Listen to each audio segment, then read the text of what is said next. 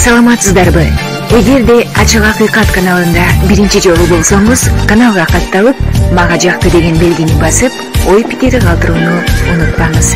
Чымындай жанды чыркаткан чындык биз менен. Эч ким менен сүйлөшкөн жокмун. Биринчиден, экинчиден мен соодагер эмесмин, соодалашып бара тургандай. Биз ошол позицияда турабыз.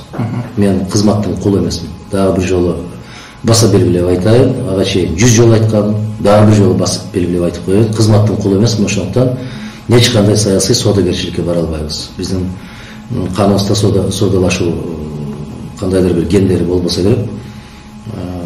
Соодалашкандар барышып атат, сүйлөшүп аткандар. Аларда өздөрүндөй көрсө керек. Бул киши деле ошондой болуп сүйлөшүүлөрдү жүргүзүп атса керек дегендей кылып. Жок. Демек, буга чейин да жана Алмазбек Атамбаев айтпады эле, мурундагы Баткен облусунун губернатору өткөн жылы жазында сунуш кылган, бирок андан баш тарткан. Демек, жаңы бийлик менен кызматташуу оюңузда жок экен? Жок. Таптакыр себеп таза бийликте иштегим келет. Мына Бакиевдин мезгилинде иштеп коюп, кыйкырышып, бакырышып, өкүрүшүп жүрүшпөдү Бакиевде иштеди деп. Эртең булардын да күнү ошондой болот. Ошондуктан сокурда тагы бир жолу жоготот дегендей, айтор биз эч кимдин алдында милдеттүү эмеспиз. Жараткандын элдин алдында милдетибиз бар, абердин тазалыгы үчүн күрөшөбүз. Бирок ачык айтып коюшум керек, ошону архивге да сактап койсоңуздар болот. Элдин кыжырдануусу аябай чегине чыгып турган мезгил. Булар ойлоп атат да, өткөндөн сабак албай атат. Дал ошондой мактоо, ушунчалык каттуу көкөлөтүүлөр эки президенттин башынан өткөн. Натыйжада бир жума өтпөй, эгер 24-25 мартта эл ынтымак курултайында кандай мактоолор болгон болсо, 7 апрелде ошол мактоолорду жараткан азаматтар кандай кылган каргыштар менен теледен чыгып алып сүйлөгөндөрүн көрүшүбүз керек да, билишибиз керек. Ошондуктан элдин гызасы аябай каттуу чыгып кетишине же кетпейт деп эч ким кепил боло албайт. Кыжырдануу аябай чыңалып турган мезгил. Мен канчалаган эл менен жолугуштум, бүт баарын айткан сөз ушул. Кыргызстанда бир гана жол бар экен, күч менен тартып алуу. Бул жакшы эмес багыт. Бирок ушуга түртүп, ушуга мажбурлап аткан бүгүнкү күндөгү азаматтар аман болсун. Баягы массалык маалымат каражаттары ушунчалык удургутуп, коркутуп, үркүтүп жасап алышып, азыр баштарын кармап, биз эмне кылып койдук дегендей да. Бул абдан каттуу мас болуп алып, эртеси күнү соолукканда кечээ эмне болду деп сурап аткандай мезгил болуп атат. Бул өтө коркунучтуу жагдай. Нааразычылык дагы бир жолу айтайын. 2005 жылы мартта мынчалык нааразычылык болгон эмес. 2010 жылы апрелде мынчалык нааразычылык болгон эмес. Бүгүнкү күндөгү нааразычылык унчукпай, тынчпыз, баарыбыз жакшыбыз, Кудайга шүгүр, тынч жол менен өтүп атат дегендер өтө терең жаңылык. Бул жанакы мындай бир бөлмөдө суу толуп аткан сыяктуу да. Бир күн болбосо бир күн бир жерден жырып, ушундай бир апат болуп кетиши мүмкүн. Мен анын колдоочусу эмесмин. Бирок ошол мезгилде эч ким токтото албай калышы мүмкүн. Дагы бир жолу баса белгилейм, кыжырдануу абдан каттуу чегине жетип турат азыр. Демек, Кыргызстанда 3-чү революция болуп кетүү ыктымалдуулугу бар экенин табайсыз. Мына шайлоодон кийин болуп көрбөгөндөй мүмкүнчүлүккө ээ болду.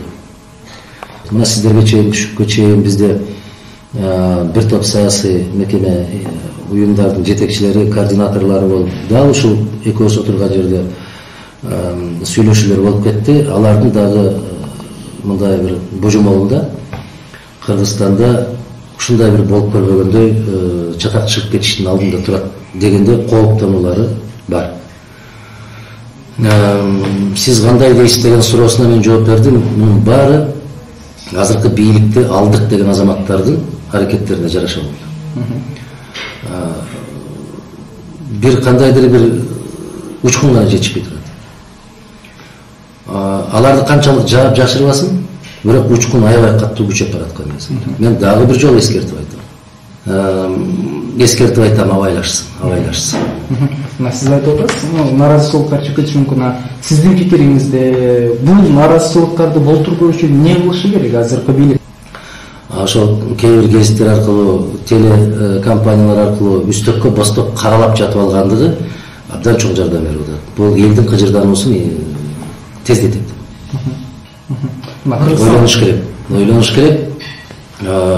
Эмне кылуу керек дейсиз? Элдин пикирин угуш керек. Элдин пикирин угуш керек дагы, аралап жүрүп көрүш керек элден кандай пикир чыгат. Анан биз жеңишке жетиштик деп жамырып жатып алып, жанагы биз экөөбүз сөз кылып аткандай массалык маалымат каражаттары аркылуу үстөккө бостоп жугунду куюп каралай берген болсо, эгер Алла Таала бирөөнү жазалайм деген болсо, аны акылдан адаштырат дейт. Мен эскертип айтам, акылдан адашпасын. Болуп көрбөгөндөй аймакка бөлүү, улутка бөлүү, урууга бөлүү деген ооруларды түп тамырына чейин жеткирип коюшту.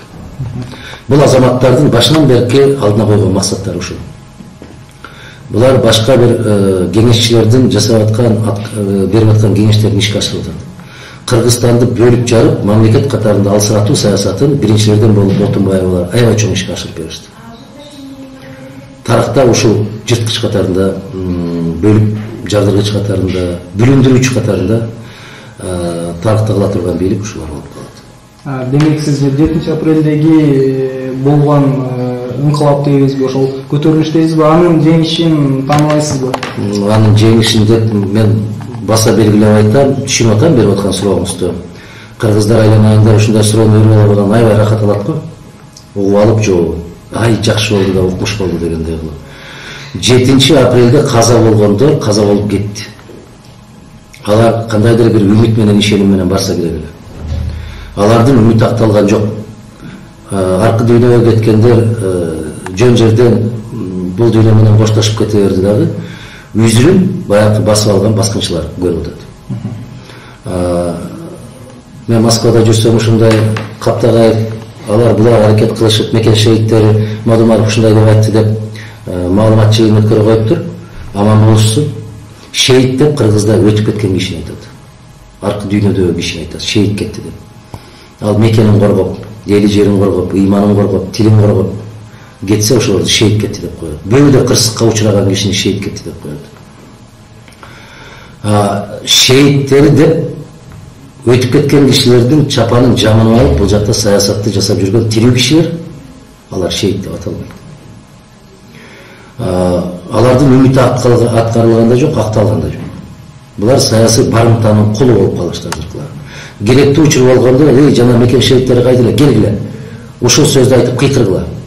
Анан силерге кандайдыр бир жардамдарды берип коебуз. Биз силерди унутпайбыз деп саясий куралга айланган бир уюмга айланышпаса дейм да, жаңылышпаса. Дал ушундай болуп көтөрүп барып, ошол инкылапты жасаганбыз деген азаматтардын чекесине чектелбестен, чекесине бир чийилбестен туруп, бейик күнү канча азаматтар аркы дүйнөгө кетти. Мен аларга сый менен мамиле жасайм, өтүп кеткен кишилерге. Ошолорду көтөрүп барып алып, анан кийин кызматты баскынчылык менен басып алып, отуруп алгандарды мен дагы бир жолу айтам, тааныган эмесмин, тааныбайм да. Кыргызстандын эли кимдин ким экенин өзү көрүп турат, билип турат. Жанагы 5000 сом, 10 000 сом берип койсоң, жазып койгон гезиттерге ишенбейт эл азыр. Бекер аракет жасабагылачы. Өз абийиңердин алдында өзүңөрдүн тазалыгыңар жөнүндө ойлонгулачы деп айтып атканыма канча жыл болду. Бирок баягы эле баягы. Ошол бойдон кетип бартат, кете беришсин, аман болушсун. Бир күн болбосо бир күн кандайдыр бир тагдырдын жазмышына байланыштуу бир жазага кептелет да. Жараткан кайсы тарабынан берип койгонун билбей калышат. Ошону билбей көрпөндөлүк кылышат азыр. Анан мына сиздин сөздөрүңүздөн караганда сиз оппозицияда боло турганыңыз белгилүү болот да. Боло турган эмес. Мен оппозицияда кийинкичи абдан чоң номер 1 болобу. Мен 2009-жылдан бери оппозициядамын. Эгер тереңирээк кирип кете турган болсок, 2001-жылдан бери оппозициядамын. Кыргызстандын келечеги тилекке каршы өтө түпөйүл, кандайдыр бир коркунучтуу жагдайда калып атабыз. Мугалимдердин, дарыгерлердин акчасын, айлыгын көбөйтүп койдук деп кыйкырышкан, ал көбөйтүлгөн акчалар бүгүн кандай болуп атканын көрүп атасыз. Менин коркунучум ушунда турат, ушул жол менен кете турган болсо, айлык акылар да берилбей калат. Бир чети жакшы болду деп карап тура турган.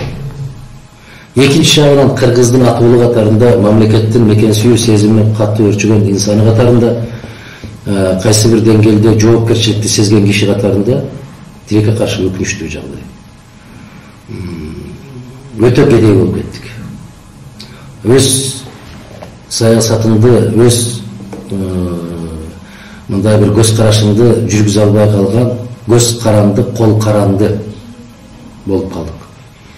Ким губернатор, ким министр болот, аны да кыргыз өзү чечпей, башка бир элдер менен, башка мамлекеттер менен кеңешип, ошолордун макулдугун алып чече турган деңгээлге жетип калдык да. Бул кайгы, ар кандай элге бул кайгы.